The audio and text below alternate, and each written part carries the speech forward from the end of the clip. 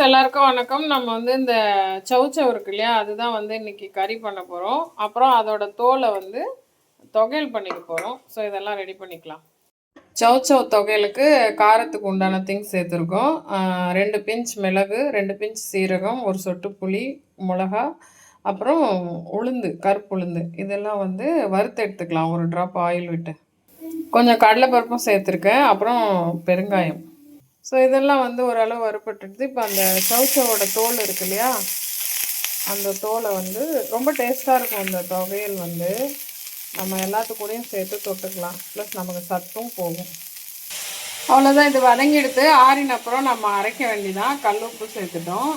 இந்த பக்கம் நல்லெண்ணெய் விட்டு கடுகு, உளுத்தம் பருப்பு, ஜீரகம் தாளித்து காஞ்ச மிளகாய் காரத்துக்கு போட்டு அந்த நறுக்கின சௌச்சௌ வந்து நம்ம வேக வச்சிட்ருக்கோம். சௌச்சௌவில் வந்து சேர்க்கறதுக்கு கொஞ்சம் வறுத்த வேர்க்கடலை பிடிச்சிக்கலாம். அவ்வளோதான். இந்த சௌச்சௌ வந்து ரெடி ஆகிடுது. இதை மிக்ஸ் பண்ணி வெறுமனையும் சாப்பிட்லாம், நம்ம சாதத்தோடையும் சேர்த்துக்கலாம். அடுத்தது இதை அரைச்சிக்கலாம் தொகையில்.